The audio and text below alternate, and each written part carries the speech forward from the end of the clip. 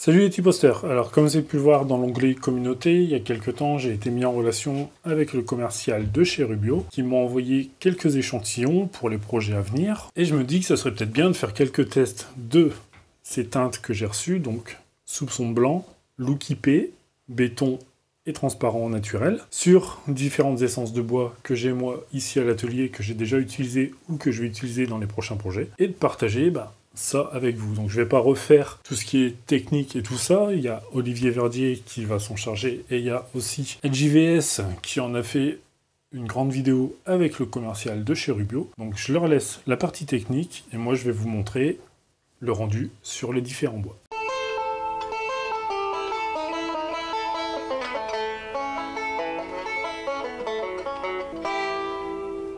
Donc j'ai préparé quelques échantillons. On a du mélèze. Alors sur le mélèze, comme c'était un bois de bardage, c'était de la récup, je l'ai raboté des gauchis sur une face et je l'ai simplement poncé sur l'autre face, histoire de voir aussi ce que ça donne sur du bois de récup, du bois vieilli.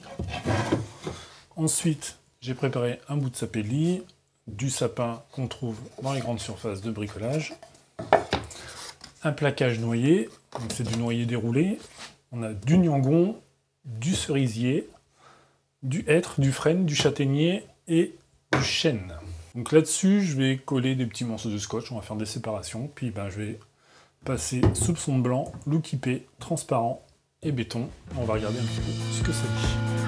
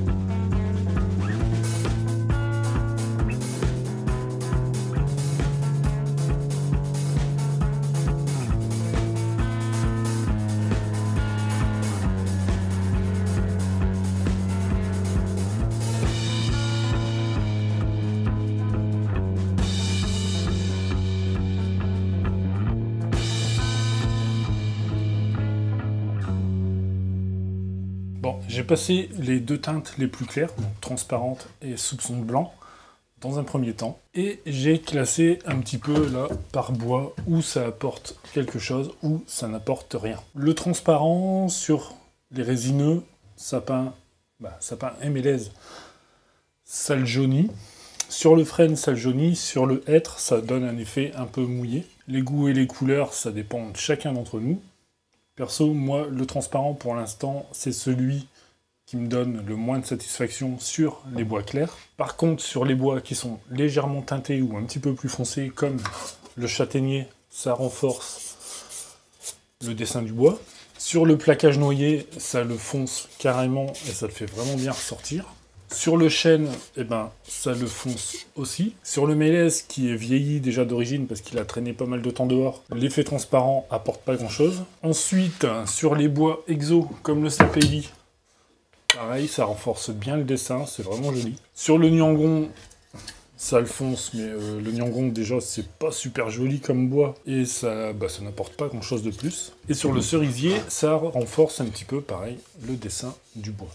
Après, l'effet soupçon de blanc, donc lui, c'est pareil, il marche pas à tous les coups sur tous les essences de bois. Sur le mélèze, ça fait pas grand-chose, ça l'éclaircit légèrement. Donc on n'a pas l'impression de blanc. Par contre, on a l'impression vraiment d'éclaircir le bois. Ici, la teinte soupçon de bois, je me descends un petit peu. Et ici, sa teinte naturelle. Donc tout ça, je vais en faire des photos que je mettrai dans la description de la vidéo. Sur le sapin, c'est pareil. En fait, on a le sapin qui a un effet un peu jaune d'origine et avec le soupçon blanc, on l'éclaircit.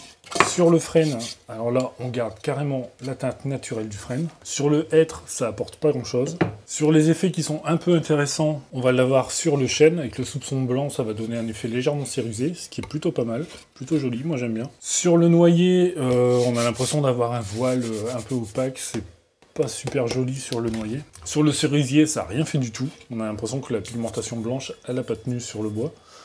Donc c'est comme s'il n'y avait rien en fait. On voit que dalle. Et après, sur le sapelli ou sur le Nyangon, c'est pareil, ça fait un voile blanc et ça apporte pas grand chose au bois. Donc maintenant, je vais passer sur les deux dernières, les plus foncées, le look IP et le look béton, sur les mêmes essences. Et puis, on se retrouve après pour voir un petit peu ce que ça donne.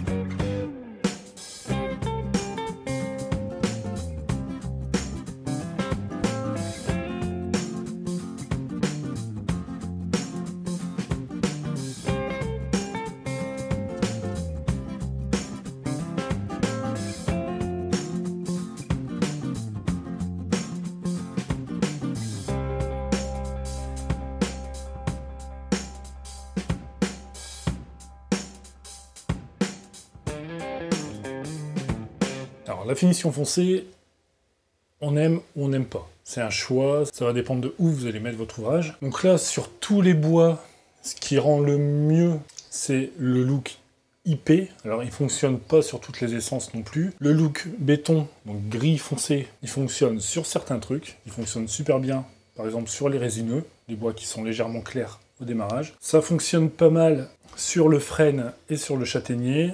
Sur le noyer, ça rend pas. Sur le cerisier, c'est dégueulasse. Sur le sapéi et le Nyangon, le résultat est quand même intéressant. C'est pas mon préféré. Et sur le chêne, c'est aussi vraiment pas mal. Donc là, pour moi, en fait, la teinte qui marche, mon coup de cœur, ça reste le look IP sur le frêne.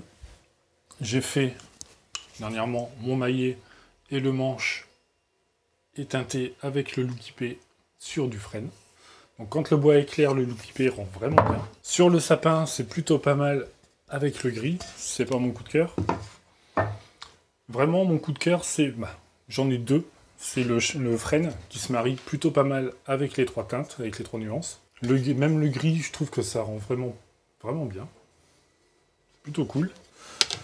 Et ensuite, c'est sur le chêne. Parce que le chêne, donc, avec la couleur transparente, il garde son aspect naturel. Avec le blanc, il a un effet légèrement cirrusé. Le look épais le renforce et je trouve que le rendu satin est vraiment pas dégueu. Et le gris, c'est un peu comme le blanc, ça donne un effet cirrusé, mais en même temps, ça couvre aussi les zones claires du bois. Et je trouve que le dessin est vraiment pas mal. Donc le frêne, le chêne, c'est sur ceux où, pour moi, j'ai le meilleur rendu pour l'instant avec les teintes que j'ai ici à l'atelier. Le gris, comme je vous disais, il rend pas mal, hein, donc sur les bois clairs comme le sapin. Et le look épais, c'est pareil.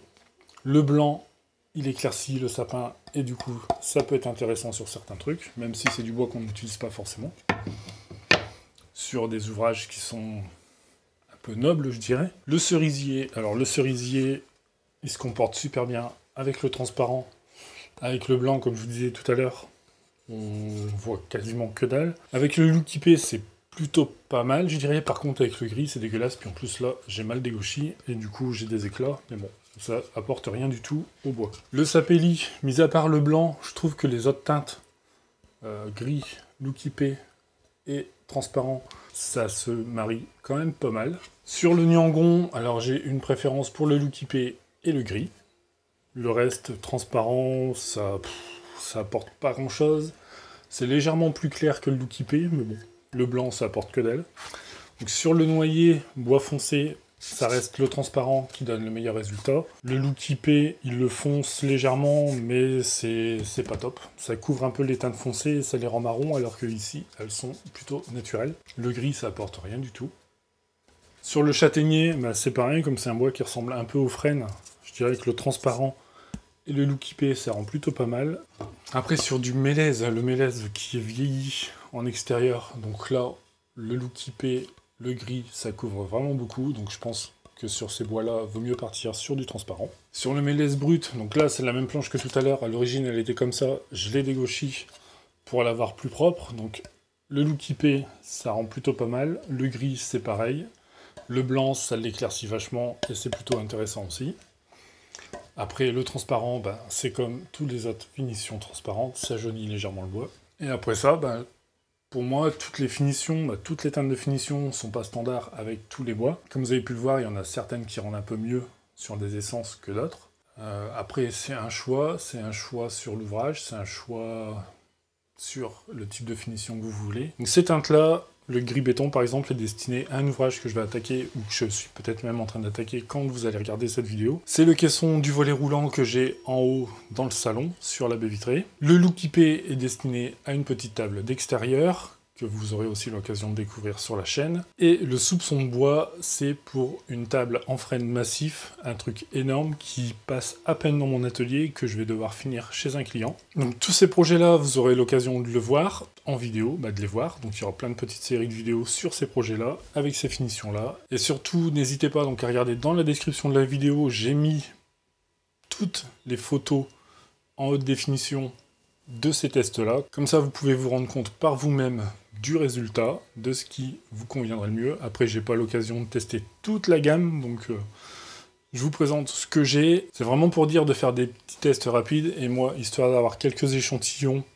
pour savoir un peu où je vais sur les différentes réalisations. J'espère que ça vous rendra service. Après, je sais que il y a beaucoup de Rubio en ce moment sur YouTube. C'est pas une vidéo qui a été demandée par Rubio, je l'ai fait de ma propre initiative, puisque je devais faire des tests justement pour les prochains ouvrages, et je me suis dit pourquoi pas les partager avec vous. Donc mon but, c'est pas de vous vendre du produit Rubio, c'est de vous partager un peu mon ressenti par rapport à cette finition, par rapport à ces teintes que j'ai moi ici à l'atelier pour mes différents projets, et ben voilà, de vous les partager quoi, tout simplement.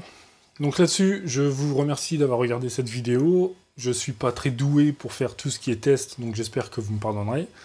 Et je vous dis à très bientôt pour des nouvelles vidéos sur T-Post Woodworking.